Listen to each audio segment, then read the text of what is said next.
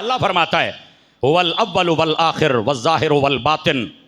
ये आयत तय्यबा बड़े कमाल रखती है अपने महानी के अंदर। मुफ्ती अहमद यार खान नईमी रहमतुल्लाह अलैह आपने फरमाया ये आयत अल्लाह रब्बुल इज़्ज़त की हम्दो सना पर भी मुश्तमिल है और नबी पाक की नात पर भी मुश्तमिल है। का वो कैसे? फरमाया हुवल अव्वल वल आखिर वज़्ज़ाहिर वल बातिन। इससे मुराद अल्लाह की ज़ात भी है, अल्लाह अव्वल भी है, आखिर भी है, ज़ाहिर भी है, बातिन भी है। और फरमाया इससे मुराद हुजूर की ज़ात भी है कि नबी पाक अव्वल भी हैं, आखिर भी हैं, ज़ाहिर भी हैं, बातिन भी हैं। तो कहा फिर हम कैसे समझें अल्लाह अव्वल है, इसका क्या मतलब है? फरमाया जाहिर सी बात है अल्लाह ही अव्वल है। जब जमाना भी ना था, अब कब तब जब कुछ ना था तब भी अल्लाह था, और जब ये कुछ ना होगा तब भी अल्लाह है। तो अव्वल से मुराद क्या है कि अल्लाह ही है जात के एतबार से। और फिर आखिर से क्या मुराद है कि जब कुछ ना होगा तब भी अल्लाह ही होगा। ये तो है अव्वल और आखिर का मतलब भी अल्लाह ही अल्लाह, अल्लाह हु और हु, बस अल्लाह अल्लाह। तो खैर चला, ये तो यहां बात आ गई ना है। अच्छा, ये इसका मतलब है कि अल्लाह हमेशा से हमेशा है।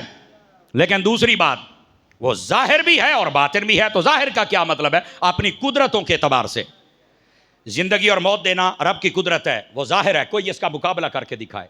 मशरक से सूरज निकालता मगरिब में डबो देता, कोई मुकाबला करके दिखाए।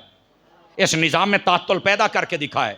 आसमानों को बगैर सतून के खड़ा किया है, सारी दुनिया की ताकतें मिलके गिरा के दिखाएं। चलो एक तरफ से गिरा के दिखाएं।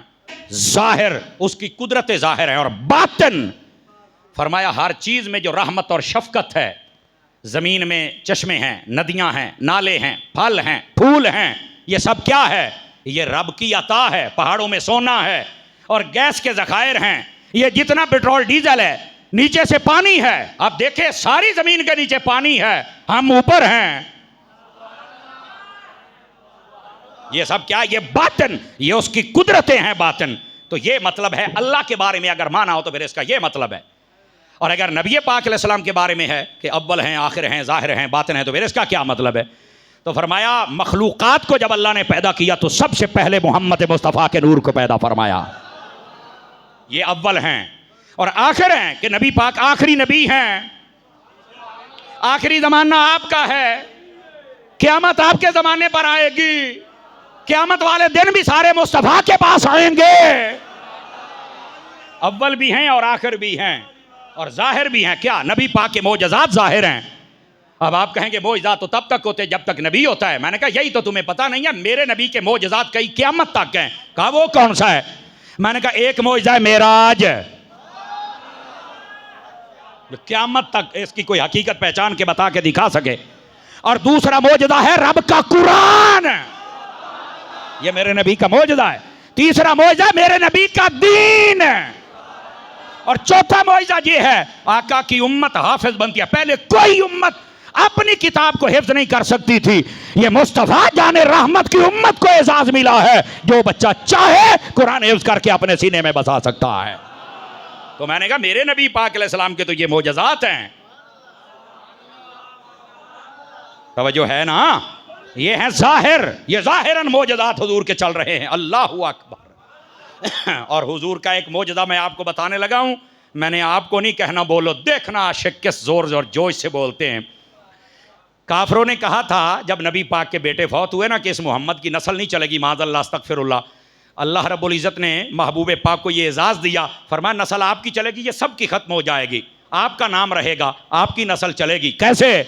फरमाया तेरी लाडली शहजादी। इसी बात से नबी पाक ने फरमाया मेरी जो लाडली शहजादी सैयदा कायनात है उससे मेरी नस्ल चलेगी। तो ये जितने मुस्तफ़ा के घराने वाले सादात हैं ये भी मुस्तफ़ा का मौजूदा ही है। ये है कि नबी पाक जाहिर हैं। अब नबी पाक बातिन कैसे हैं ये भी बता दूं। तो मैंने कहा कलमे में नबी है, नमाज में नबी है, कुरान में नबी है, कब्र में नबी है। आए हाय हाय। और ये बातिनियत मुस्तफ़ा है। पहली उम्मतें जब गुनाह करती थी तो चेहरे बांदर, सुवर और खिंजीर बन जाते थे। ये मुस्तफ़ा हैं बातिनी तौर पर। अल्लाह फरमाता है मा कान अल्लाहु लियुअज़्ज़िबहुम व अंत फ़ीहिम। हबीब इनको अज़ाब कैसे दूं जिनमें तू जलवागर है। यह है मेरे नबी का इश्क और मोहब्बत और प्यार। ये बातनी तौर पर मेरे नबी जलवा कर हैं कि हम बचे हुए हैं, वरना आज कोई चेहरा सलामत न होता। ये बचा है तो मोहम्मद मुस्तफा की वजह से बचा हुआ। ये है, वो है अल्लाह जाहिर व बातिन, अब है नबी जाहिर व बातिन। इस आयत की दूसरी और इसकी एक तीसरी तफसीर भी है, सुना दूं अगर तवज्जो है आप हज़रात की। इस जाहिर से मुराद ये अव्वल आखिर जाहिर बातिन तीन चीज़ें, और गौर करना जिस जिसके पास हो वो नाज करे इन चीज़ों पर।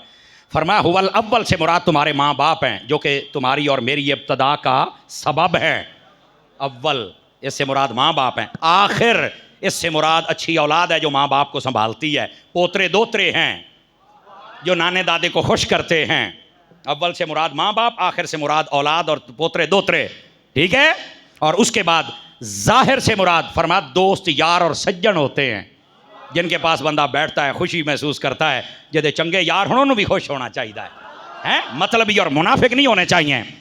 इनसे मुराद दोस्त यार हैं। ये तफसीर रूहुल बयान में तफसीर लिखी जो सुना रहा हूँ। और बातिन से मुराद फरमाया तुम्हारी बीवियाँ हैं। आए हाय, फरमाया ये भी एक बंदे का ऐसा दोस्त होता है ना, वो अपने बंदे नू बना ले तो बंदा अपनी बीवी नू बना ले, बंदा हयाती वास्ते सुखी हो जाता है।